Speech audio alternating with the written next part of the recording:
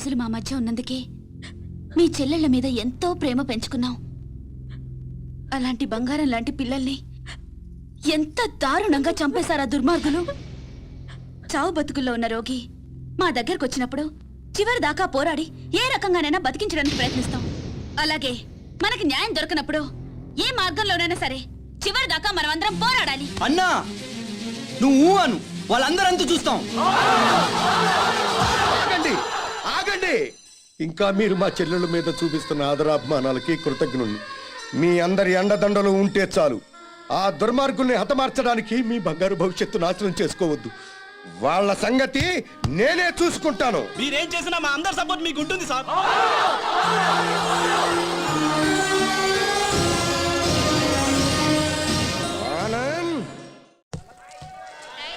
ఆనంద్, మీరు రమ్మని చెప్పేదాకా వైజాగ్ నుండి రావద్దు. అలాగే అంకుల్. ఒరే బాబు జాగ్రత్త. నువ్వు లేటు బావా. బాబు జాగ్రత్త ఇప్పుడు చెప్పడం కాదు. బాబు జాగ్రత్త, అమ్మాయిల జోలికి వెళ్ళొద్దు అని ఆనాడే చెప్పుంటే మన అబ్బాయికి గతి పట్టే. బాయ్. జాగ్రత్తగా వెళ్ళిరా.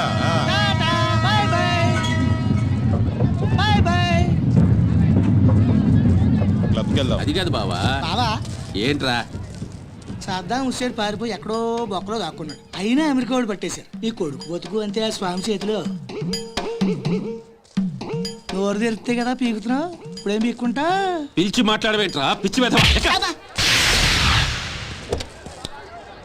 హలో, స్టేషన్ మాస్టర్ అండి?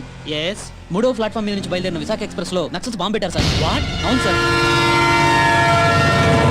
Hello Moulali, hello Moula Ali.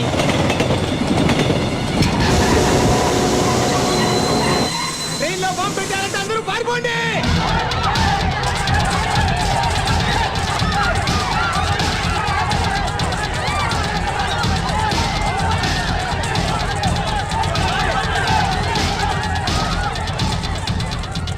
బాబు ఏమైంది?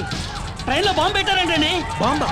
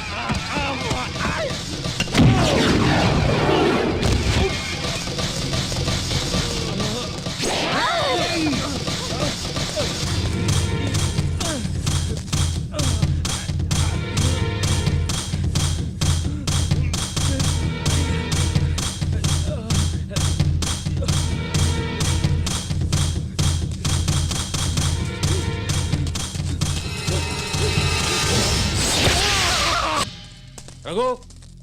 Yes sir. చూడు.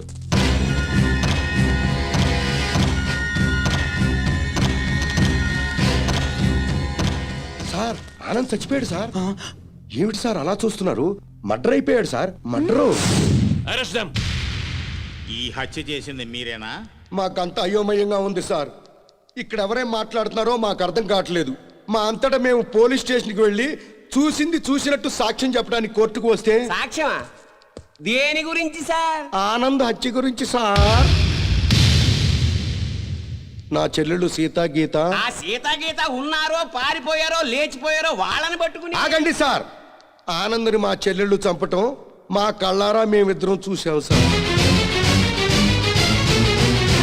ఆ సాక్ష్యం చెబుదామని మేమిద్దరం ఇక్కడికి వస్తే ఇదేమిటి సార్, అతి క్రూరంగా అతి దారుణంగా మేమే చంపామంటున్నారు.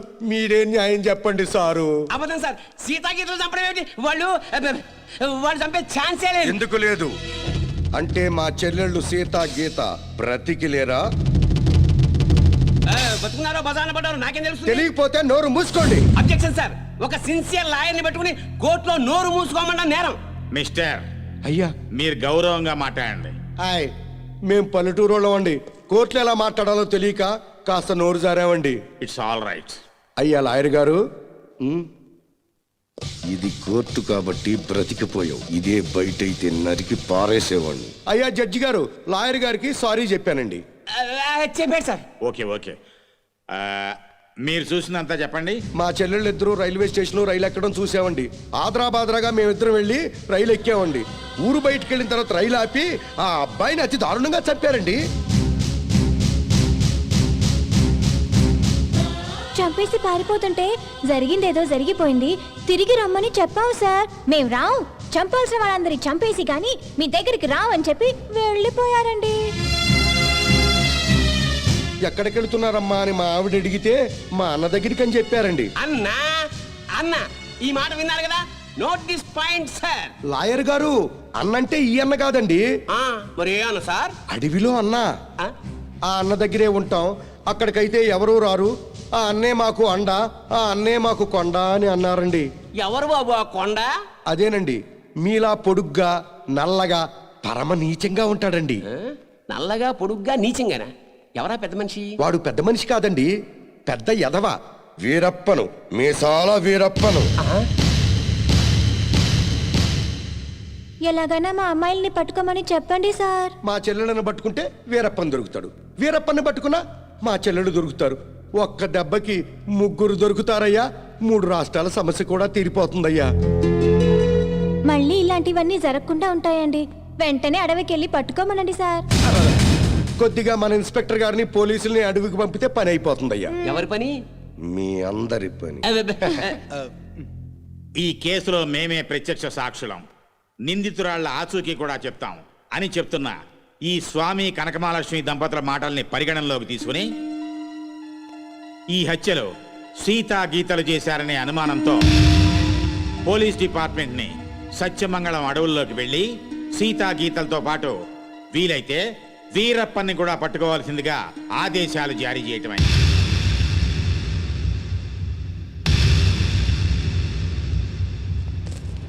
ఇన్స్పెక్టర్ గారు, ఏంటయ్యా? కాస్త మంచి రోజు చూసుకుని చెప్తారా అండి? దేనికి? అదే అన్నయ్య గారు, వీరప్పనున్నాడే అతను ఉండే అడవిలోకి బయలుదేరడానికి. వస్తామండి. వెళ్ళొస్తామండి.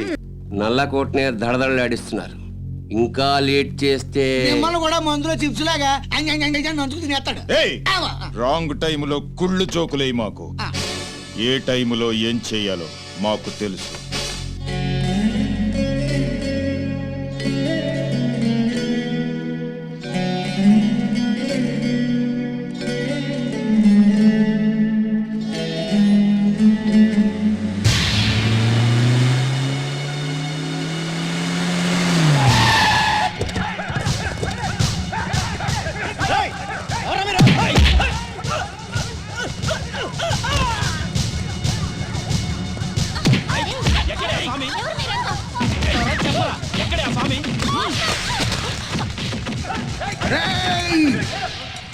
నన్ను చంపడానికి వచ్చి ఆడబడుచుల మీద చేయి చేసుకుంటారా చవట్టల్లారా? మీలో మీలో మీలో కలేజా ఎవరికున్నా సరే నన్నట్టుకోండిరా.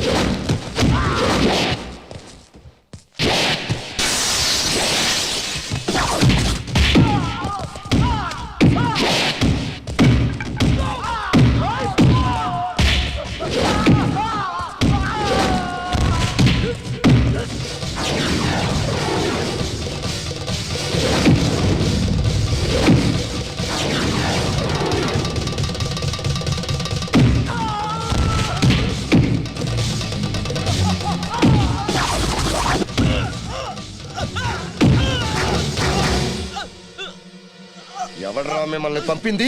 బాపినీడు. Bapineedu yes Bapineedu speaking. ఇక నువ్వు స్పీకటానికి ఉండవురా. రెచ్చిపోకు. ఈ రోజు రాత్రి 10 గంటలకు నీ క్లబ్బులోనే నిన్ను హతమారుస్తాను. ఎవడరా మాట్లాడేది? స్వామినిరా.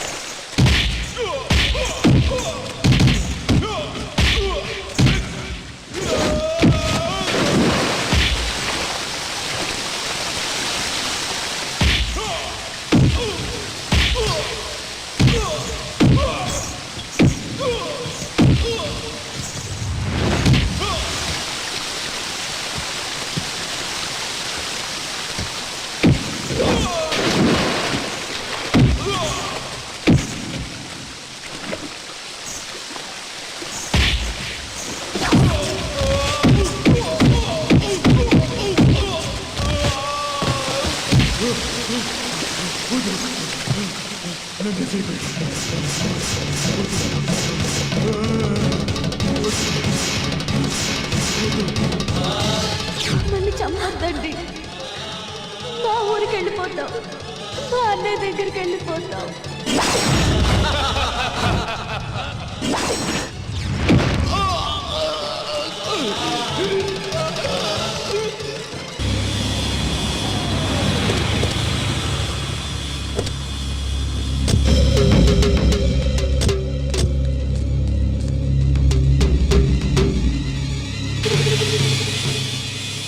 సార్ ఈ హత్య ఎలా జరుగుతుందంటారు? ఇప్పుడేగా వచ్చాం.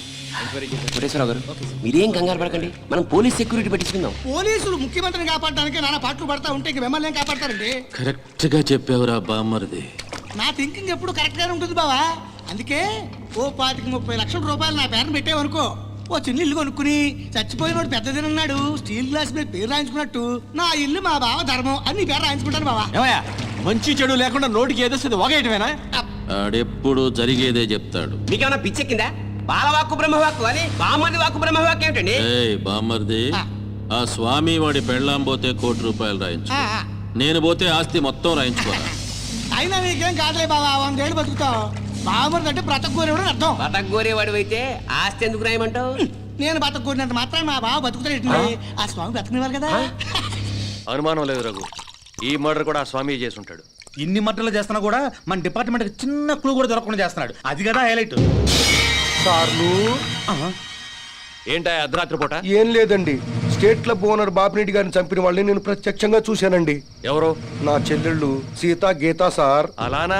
ఆ. ఎలా చంపారు సార్ తమరి చెల్లెళ్ళు? రోట్లో కందిపప్పుని రోకలతో దంచినట్టు దంచి నీళ్ళల్లో ముంచి చంపేశారు సార్. అబ్బా, మీ చెల్లెళ్ళకి సపోర్ట్ గా ఆ వీరప్పన్ కూడా వచ్చాడా సార్? వీరప్పన్ రాబట్టే కదా సార్ మా చెల్లెలను పట్టుకోలేకపోయాను. అవునా? తుపాకీతో భయపెట్టాడా సార్? లేదండి, ఏనుగు దంతంతో పొడుస్తానికి వచ్చాడు సార్. ఏంట్రా నువ్వు పోలీసులతో ఆడుకుంటావురా? జడ్జి గారు, జడ్జి గారు, ఈ సమాజంలో న్యాయం జరగదా? న్యాయం చేతులు ఎంత పొడవైనా సాగుతాయంటారు. మరి అదే నిజమైతే ఈ రోజు స్టేట్ క్లబ్ ఓనర్ హత్య జరిగేది కాదు కదా అంటున్నాడయ్యా స్వామి. సార్, ఏమి సార్ అయ్యా, మీరు ఆ రోజే అడవికెళ్ళి అతని చెల్లెళ్ళని పట్టుకుని ఉంటే ఈ రోజు ఈ మర్డర్ జరిగేదా? జరిగేది కాదు సార్. అంటే స్వామి చెప్పినట్టు మీరు డ్యూటీ చేయకుండా తప్పతాగి పడుకుంటున్నారు అన్నది నిజం అన్నమాట. Sorry sir. I don't want your explanations. మీరు ఈ రోజే సత్యమంగళం అడవులకు బయలుదేరి వెంటనే సీతా గీతల్ని పట్టుకోండి. వీలైతే వీరప్పని కూడా. ఓకే సార్, ఈ రోజే బయలుదేరుతాం సార్. ఓకే. నీ ప్లాన్ నాకు తెలుసు స్వామి. నువ్వు జడ్జి గారికి ఫోన్ చేసి మమ్మల్ని అడవికి పంపించి నువ్వు కోటేశ్వరకు చెక్ పెట్టాలని